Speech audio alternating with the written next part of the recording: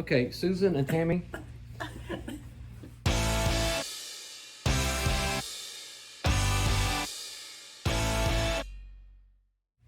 you both are busy professional people, families, obligations, all this stuff. What has made you decide to start living a healthier lifestyle, to start this fitness journey? I have way too many goals and ambitions to be tired all the time. And I found that I didn't want to go back up the stairs. I was so out of shape. I wasn't doing what I wanted to do anymore. And so I feel that, girl. Yeah. I really just wanted to be able to accomplish all the things that I had envisioned. Great. Awesome. So for me, I am so busy, and I was so busy taking care of everyone else, my children, my clients, and what I discovered was I wasn't whole and I wasn't completely happy. And so I decided to give myself some self-care, which everyone needs, and I chose to start working out and eating better, and I just wanted to generally be more healthy. That's great. And overall, I just wanted more control because I felt like I was just losing control and giving it away to the food, to the sleep, to the other things. And I feel like I've regained a sense of control over my life. Yeah. So before you started exercising and eating better, I think you both said it, but say it again. How was your energy level? I've always been a good sleeper, but as far as energy, the same as Susan said. I mean, going to theme parks, and I'm very active, but just keeping up with my children, I felt just, especially the more that I age, I was lagging a bit, and so yeah, my energy level was not where it should be, and I just didn't feel very motivated at all. So yeah, lack of energy, lack of motivation. All of that, and we were just talking about Universal and everything. I love roller coasters, and the last time we went, the guy had to like jump up and press down on the bar, and that was one of the most embarrassing. It wasn't a feeling I ever wanted to experience again. No. Yeah. Since you've started exercising and eating better, what have you discovered about how you think and how you feel? Again, for me, a big part of it is just the control, the fact that I can control what I'm eating, the fact that I can leave work and feel good about it and know I'm doing something for myself. I don't know, that's a big part. Tammy? So I think for me, I focused my entire day around food. I feel like it was, what was I going to eat for breakfast? Now what am I going to eat for lunch? What am I going to eat for dinner? And now it is more about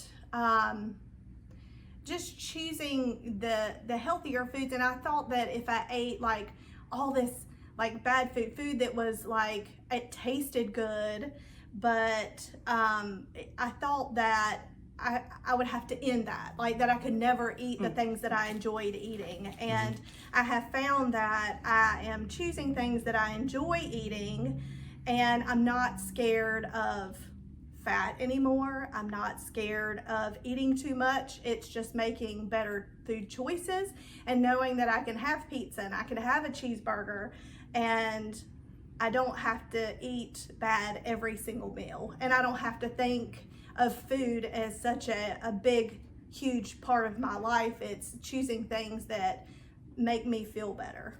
Yeah, for sure. I was obsessed about what the next meal was Yes. for the longest time. And now it's, like you said, a choice on what I get to eat. And I definitely see food more as a fuel instead of just for pleasure. But I can still eat for fun. But it's moderation. And I don't have that fear that food's not going to be there tomorrow. Like if I don't eat this pizza now, it's not going to be there tomorrow. Yeah. I know it'll still be there. Yeah. So you've discovered you can have food that tastes good, but you realize that it can be fuel for your body. Oh my gosh, To yes. serve, it's something that serves you instead And of. now I just crave taste. those more nutritional foods, the salads. I went from eating no salads ever to craving them. I mean, I have one almost every day now, and it's because I want it and I like it. So can you tell me about how long it is since you've started doing this consistently and what kind of results you've seen? Well, when did the challenge start? That was April, May? I think so, April. Yeah, so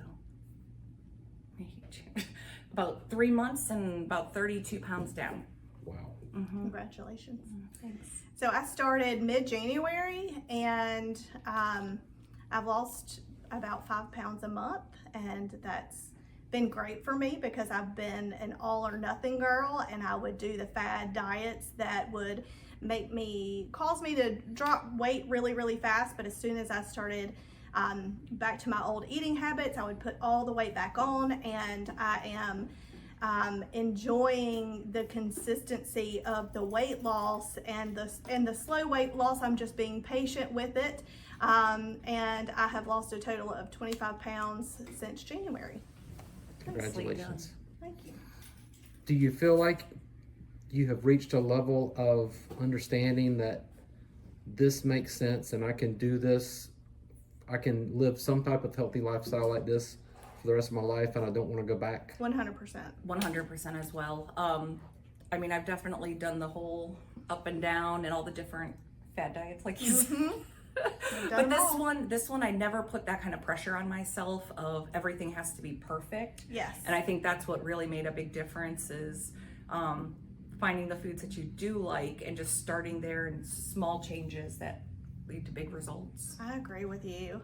And just waking up every day and putting one foot in front of the other, and knowing that if yesterday was a bad day, I mean, I had a weekend this weekend and I ate 3 bad meals in one day, and I got on the scale and I was like, ah! And then jumped back on, and I was like, this is a new day, Tami. We got to get back on track. And that's something that I've never done before. And that's why I feel like this is 100% sustainable, because there's not been one other diet that I've come off of and then was able to immediately jump back in. So Something both of you have said is that you realized you didn't have to be perfect. And that's something that I think people impose upon themselves, is they think they have to lead a perfect diet and exercise a certain number of times. And then if they miss a meal or have a bad day, then they think, oh, I've fallen off the wagon, and then they just stop. Yes. But you both have realized you That just is get not right life. back on and stay on track, and you didn't let it mess up your mind. So, knock and you I off used track. to like claim to be an all or nothing girl, thinking that that was like the good way to be. Like, I'm either on it or I'm off, and I'm like, that is not so good at all. That is just not the mindset that you have to be sustainable and have a healthy lifestyle. And I think doing it this way, like understanding the foods that do fuel your body, is such a big, I mean, like you said, the challenge was really an eye-opener for me, just to see that you can eat all these wonderful foods like avocados and nuts and like the healthy fats, and not be not feel hungry. Yeah. That's a big Has thing, been is how much I'm not hungry anymore. I don't think about the next meal anymore. But also that little girl running around behind us there, I've got to set the example for her too, because she's 9 and she's starting to learn about her body and everything, and I've got to set that example for her. And Yeah, that's a good mama. yeah. That's a good segue to the next question. There's millions of people out there, men and women of all ages, that are struggling to lead a healthier lifestyle. They want to feel better, they want to look better, they want to lose weight, but they've been struggling with diets or trying to stay consistent. What advice would you give them? It has to be your choice. So you have to get in the right mindset. That was a big thing for me.